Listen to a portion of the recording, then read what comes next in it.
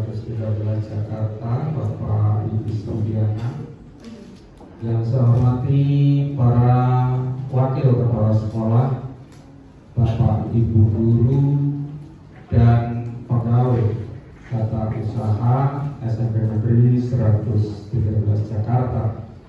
Alhamdulillah, puji syukur hanya kepada Allah yang telah memberikan begitu banyak nikmat kepada kita sekalian, terutama nikmat sehat dan nikmat kesempatan, sehingga kita bisa hadir di ruang ini. Salam kita haturkan kepada junjungan kita Nabi besar Muhammad SAW yang selalu kita nantikan syafaatnya di akhir kiamat nanti.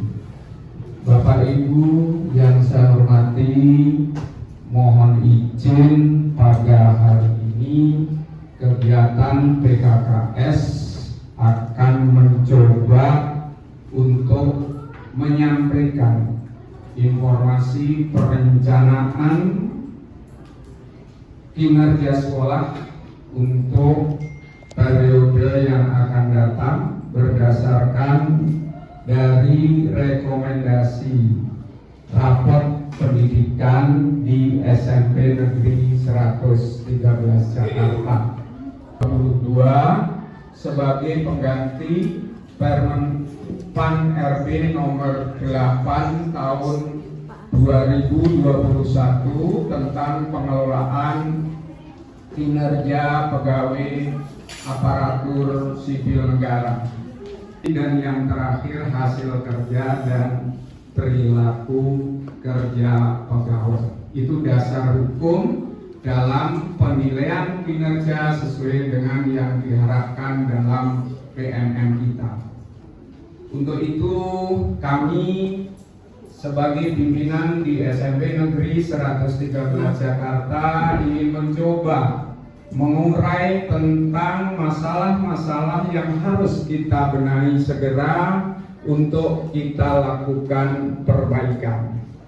Berdasarkan hasil ringkasan kondisi Satuan Pendidikan SMP Negeri 113 Jakarta tahun 2023, apa rekomendasi atau ringkasan kondisi Satuan Pendidikan sekolah kita yang kita cintai? Yang pertama, dibandingkan tahun 2023, peningkatan paling tinggi di antara indikator-indikator lainnya.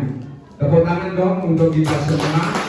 Jadi hasil rapot tahun 24 ini, saat ini yang saya baca adalah bahwa kalau tahun kemarin kita numerasi adalah termasuk kategori rendah, kalau sekarang kita lihat terjadi kenaikan yang cukup signifikan, karena kalau dibandingkan dengan tahun sebelumnya terjadi kenaikan kurang lebih 28,89%. Jadi tergolong dalam kategori baik untuk numerasi. Kemudian yang kedua, dari seluruh capaian tahun ini, yaitu tahun 2024, iklim kebinekaan menjadi indikator dengan pencapaian terbaik. Tepuk tangan untuk kita semua. Baik, terima kasih. Meskipun rekomendasi atau kondisi satuan pendidikan kita di nomor 3 yang masih sama, atau kalau boleh saya bacakan bahwa meski demikian kualitas pembelajaran adalah indikator dengan pencapaian terendah. Artinya apa teman-teman, Bapak Ibu guru sekalian? Maka dari hasil rapor pendidikan kita perlu mensikapi data yang ada dengan upaya, gitu ya. Dengan upaya kita akan mencoba untuk membenahinya. Jadi kalau kita sudah mengidentifikasi masalah, kemudian kita melakukan refleksi, dan tahap yang terakhir kita harus melakukan pembenahan atau dibenahi. Oleh karena itu, saya terutama akan mencoba dari rekomendasi rapat pendidikan itu paling tidak melalui 2 cara sesuai dengan rekomendasi tersebut.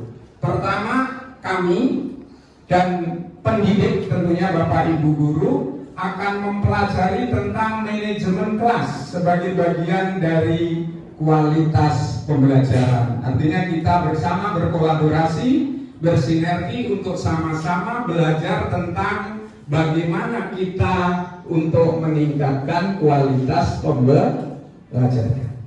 Kemudian yang kedua, kami dalam hal ini Kepala Satuan Pendidikan mendorong perbaikan manajemen kelas di satuan pendidikan melalui program, kebijakan, dan penganggaran.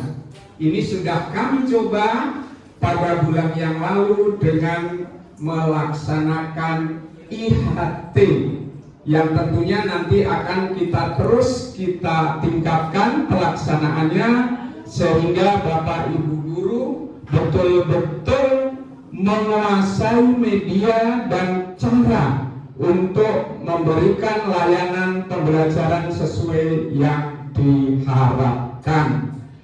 Untuk lebih jelasnya, dari hasil rapat pendidikan subindikator dari kualitas pembelajaran, ini saya sampaikan data Bapak Ibu. Pertama, tadi sudah saya sampaikan bahwa kualitas pembelajaran tahun ini adalah capaiannya naik 1,66% dari tahun 2023. Kalau tahun 2023 kita mempunyai nilai 60,84, untuk tahun 2024 naik menjadi 62,5. Sehingga tadi sudah saya sampaikan di awal bahwa kualitas pembelajaran sebenarnya capaiannya naik, tetapi di antara komponen yang lain kualitas pembelajaran termasuk yang paling rendah. Itu ya Bapak Ibu ya. Dibandingkan satuan pendidikan lain, satuan pendidikan kita, kalau di situ kita nyebut kita, termasuk peringkat menengah di kota Jakarta Utara. Menengah kita, posisinya dibandingkan dengan sekolah swasta dan sekolah negeri di wilayah Jakarta Utara 1 atau di wilayah Jakarta Utara, kita termasuk golongan menengah. Tetapi secara nasional, peringkat kita adalah termasuk peringkat menengah atas. Itu Bapak Ibu. Beberapa subindikator yang perlu ditingkatkan apa? Ada 3 hal. Pertama adalah metode pembelajaran, yang kedua adalah manajemen kelas, dan yang ketiga adalah dukungan psikologis. Yang kalau kita lihat dari tahun 2023 dengan tim bagaimana untuk mencari solusi sehingga dukungan psikologis ini menjadi naik seperti komponen pembelajaran maupun manajemen kelas. Visi sekolah, di mana kita ketahui bersama bahwa visi sekolah kita adalah mewujudkan insan berkarakter, sehat, inovatif, nasionalis, dan ramah lingkungan, atau yang kita kenal dengan mewujudkan insan bersinar. Nah, fokus kita karena tadi kita berkaitan dengan Global City Jakarta, maka kami hanya ingin memfokuskan 2 hal penting dalam mengoptimalkan inovasi dalam pendidikan di SMP 113 Jakarta. 2 hal penting yang kami maksud dalam kurikulum sekolah Jakarta The Global City, kami hanya akan mengambil plafon digital, bukan mengambil, maksudnya kami akan memprioritaskan, maksudnya plafon digital dan pembelajaran based learning berbasis STEAM. Ini yang akan kami lakukan. Mudah-mudahan teman-teman semua bisa membantu dalam rangka pencapaian program kurikulum satuan pendidikan di sekolah yang kita cintai. Di dalam platform digital Jakarta sebagai kota global, kita akan melakukan beberapa percepatan dalam mencapai digitalisasi sekolah. Pertama, pada saat KBM di kelas, guru dan peserta didik memanfaatkan platform digital sebagai sumber belajar. Mohon teman-teman semua bisa melaksanakan kegiatan ini, baik itu melalui YouTube, Rumah Belajar, Google Doc seperti yang sudah kita pelajari pada IHT kemarin, Gemini, ChatGPT dan sebagainya. Ini mohon mulai kita coba untuk terapkan di dalam pembelajaran di kelas. Ini juga sudah kami cantumkan di dalam KSP SMP Negeri 113 Jakarta. Yang kedua adalah selama proses pembelajaran di kelas, guru memanfaatkan platform digital sebagai media pembelajaran agar materi pembelajaran lebih menarik dan mudah dipahami oleh peserta didik. Seperti apa? Melalui PowerPoint, Canva, Worksheet, Quizzes, dan sebagainya. Jadi selain itu platform digital juga dimanfaatkan guru untuk pembuatan lembar kerja dan penugasan peserta didik. Harapan kami seperti itu. Kemudian yang ketiga, dalam kegiatan asesmen baik itu formatif maupun sumatif, kita sudah menggunakan platform digital berbasis IT dengan format Google Form, di mana peserta didik menggunakan Android.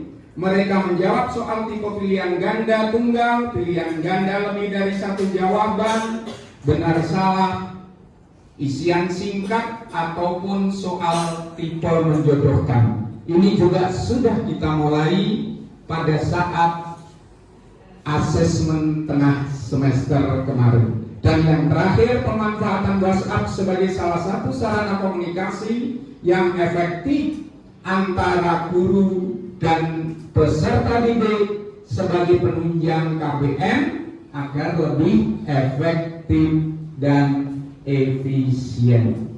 Mudah-mudahan apa yang kami tawarkan, apa yang kami tulis bersama tim di KSP bisa dilaksanakan oleh Bapak Ibu guru yang ada di SMP 113 yang kita cintai.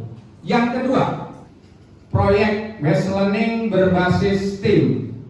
Ini ingin menyampaikan apa yang harus kita lakukan dalam rangka meningkatkan pemahaman dan pengetahuan siswa terhadap sains, teknologi, engineering, art, and mathematics dalam satu rangkaian proses pembelajaran. Apa yang akan dilakukan atau yang nanti Bapak Ibu lakukan pada bulan November, saya ulangi sekali lagi, yang mulai Bapak Ibu lakukan di bulan November untuk semester ganjil. Yang pertama, tepat guna dari bahan bekas yang berbahan dasar plastik, logam, dan karet. Kolaborasi mata pelajaran yang diharapkan bisa bekerja sama ada 5 mata pelajaran, sehingga Bapak Ibu guru yang kebetulan mengampu mata pelajaran IPA, informatika, agama, seni rupa dan matematika, mohon secepatnya untuk membuat semacam silabus atau perencanaan dalam melakukan pembelajaran dan diakhiri penilaiannya. Contoh, untuk CP atau TP IPA, peserta didik mengkomunikasikan hasil penyelidikan tentang sifat dari bahan plastik, logam, dan karet. Jadi untuk IPA-nya adalah tentang sifatnya. Gitu. Kemudian informatika apa yang perlu dipertajam? Untuk informatika adalah memanfaatkan perkakastik untuk mendukung pembuatan laporan, presentasi serta analisis dan interpretasi data suatu produk yang menggunakan bahan bekas plastik, logam, dan karet. Itu nanti dibuat indikatornya. Kemudian agama apa? Dengan produk tepat guna ini, agama bisa masuk di situ, yaitu peserta didik memahami tentang kekuasaan dari Allah SWT Tuhan Yang Maha Esa dalam penciptaannya. Bagaimana dengan sifat-sifat bahan yang terbuat dari plastik, logam, dan karet. Itu tinjauan dari segi agamanya. Kemudian dari seni rupanya apa? Nah, ini Pak Udin ya. Dari seni rupanya Bapak Ibu sudah bisa menjelaskan tentang TP-nya adalah peserta didik menghasilkan suatu karya baru yang memiliki seni rupa yang baik atau yang bagus. Silahkan, bisa dari logam, dari plastik, maupun dari karet. Silahkan nanti dieksplor untuk pelaksanaan pembelajaran di kelasnya. Tentunya kita harus saling berkolaborasi. Yang terakhir untuk matematikanya apa yang harus kita lihat? Matematikanya peserta didik dapat menghitung keuntungan dari penjualan suatu produk karya seninya yang terbuat dari plastik, logam, dan karet. Jadi dalam satu tema atau satu topik pembelajaran bisa diberikan oleh 5 mata pelajaran yang terintegrasi. Saya kira itu saja sementara, karena yang lain untuk semester genap akan kita bahas pada semester yang akan datang. Kami hanya mengharap kepada Bapak Ibu Guru apa yang sudah menjadi perencanaan dari tim kita, tim akademis kita, bisa dilaksanakan dengan baik dan penuh tanggung jawab.